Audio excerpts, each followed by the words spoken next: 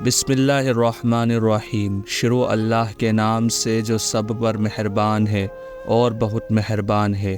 تمام تعریف اللہ کے لیے ہیں جو تمام جہانوں کو بنانے والا اور پوری کائنات کا بادشاہ ہے۔ آپ جانتے ہیں کہ ذی الحجہ کا مہینہ آ گیا ہے اور حج کرنے والے حاجی مکہ مکرمہ پہنچ چکے ہیں۔ اللہ کی عبادت کا یہ موسم بہار اپنے پھول کھلا رہا ہے اور قربانی کے لیے جانوروں کی خریداری کے بازار بھی سج چکے ہیں۔ لیکن ایسے میں ایک سوال جو ہمیشہ لوگوں کے ذہنوں میں رہتا ہے وہ یہ ہے کہ قربانی کن لوگوں کو کرنا ضروری ہوتی ہے اور کن لوگوں کو نہیں۔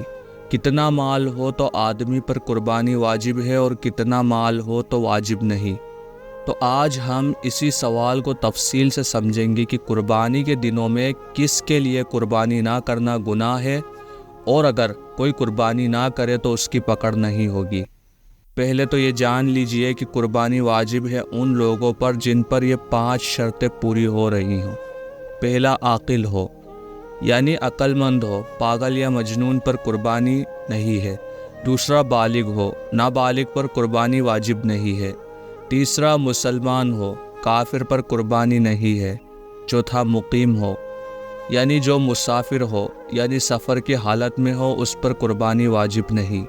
اور پانچواں، صاحب نصاب ہو۔ اب صاحب نصاب کسے کہتے ہیں چلیے جانتے ہیں۔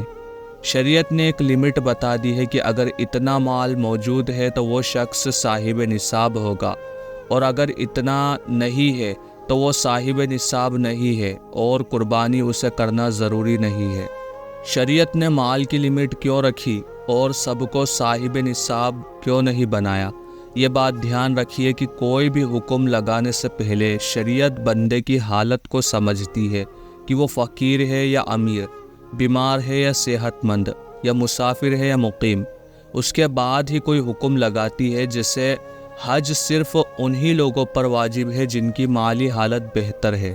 نماز سب پر فرض ہے لیکن بیمار کے لیے اور مسافر کے لیے حکم بدل جاتا ہے۔ ایسے ہی روزے کا بھی معاملہ ہے کہ روزے فرض تو ہیں لیکن اگر کوئی بیمار ہو یا سفر کی حالت میں ہو یا عورت کے ناپاک دن چل رہے ہو تو اس کا حکم بدل جاتا ہے۔ یعنی اگر بندے کی مالی حالت بگڑی تو اس پر مالی عبادت یعنی زکوٰۃ ہو یا قربانی واجب نہیں، اور اگر جسمانی حالت بگڑی تو بدنی عبادت یعنی نماز ہو یا روزہ یا دوسرے احکام وہ معاف تو نہیں ہوتے لیکن چھوٹ مل جاتی ہے اس وقت تک جب تک حالت درست نہ ہو جائے۔ اب جانتے ہیں کتنا مال ہو تو قربانی واجب ہے۔ اسی طرح اللہ تعالیٰ نے قربانی کا حکم دینے کے ساتھ بندوں کو یہ بھی بتا دیا کہ اتنا مال ہو تو قربانی واجب ہے ورنہ نہیں۔ جس طرح زکوٰۃ میں ایک لمٹ طے کر دی کہ اگر اتنا مال ہو تو زکوٰۃ فرض ہے ورنہ نہیں۔ قربانی واجب ہونے کی لمٹ کیا ہے؟ وہ لمٹ ہے 52.5 تولہ چاندی یا اس کی قیمت۔ یاد رکھیں کہ گھر کا ہر سامان نہیں جوڑا جائے گا، بس آگے بتائی گئی 4 ہی چیزیں جوڑی جائیں گی۔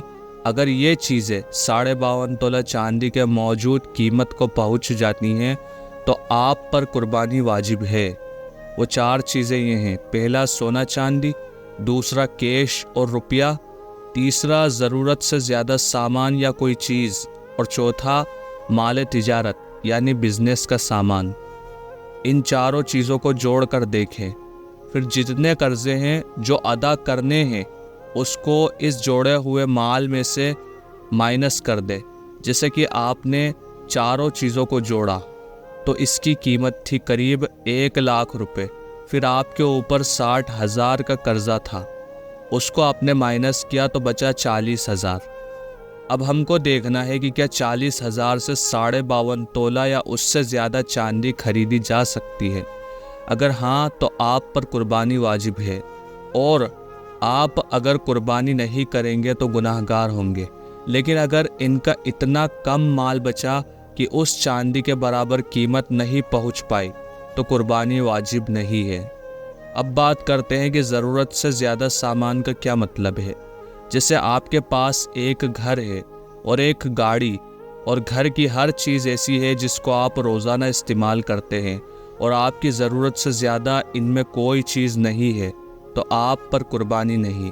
لیکن اگر آپ کے 2 گھر ہیں، ایک میں آپ رہتے ہیں اور ایک کرائے پر اٹھا دیا ہے، تو جو کرائے پر دیا ہے آپ کے نصاب میں جوڑا جائے گا اور قربانی واجب ہو جائے گی، کیونکہ یہ گھر آپ کی ضرورت سے زیادہ ہے۔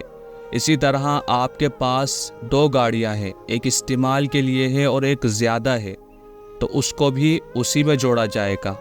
اسی طرح گھر کا فرنیچر جو ضرورت سے زیادہ ہو، یا گھر میں کمرے جو ضرورت سے زیادہ ہوں، یا اس کے علاوہ جو بھی چیز آپ کی ملکیت میں ہو لیکن ضرورت سے زیادہ ہو، تو اس کو جوڑا جائے گا، اور زیادہ نکلنے پر زکوٰۃ ہو یا قربانی دونوں فرض ہوں گی۔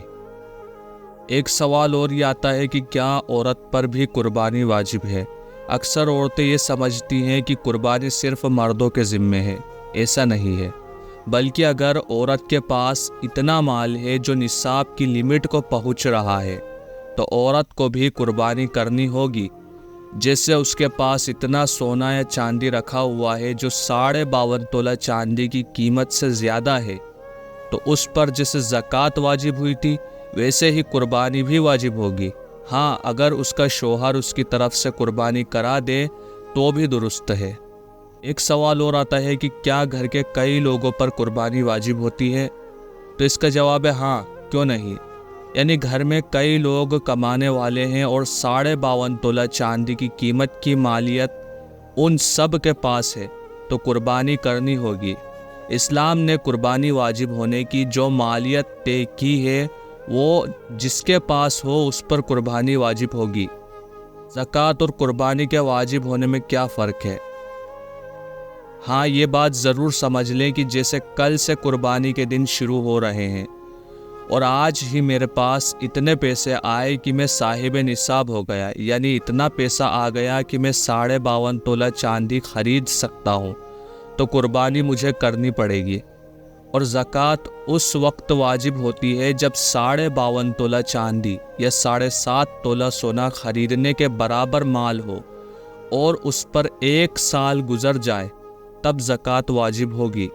یعنی جیسے پیچھے پیسے آتے ہی قربانی کے دنوں میں قربانی واجب ہو گئی، لیکن زکوٰۃ تبھی واجب ہوگی جب اپنے پاس موجود مال پر 1 سال گزر جائے۔ اور اگر آپ کو مزید معلومات کرنی ہے تو ہمیں کمنٹ سیکشن میں بتا سکتے ہیں، یا اپنے کسی نزدیکی عالم سے اور مسئلے معلوم کر سکتے ہیں۔ اللہ تعالی ہمیں کہنے سننے سے زیادہ عمل کی توفیق عطا فرمائے۔ اللہ آپ کا اور ہمارا حامی اور مددگار ہو، آمین۔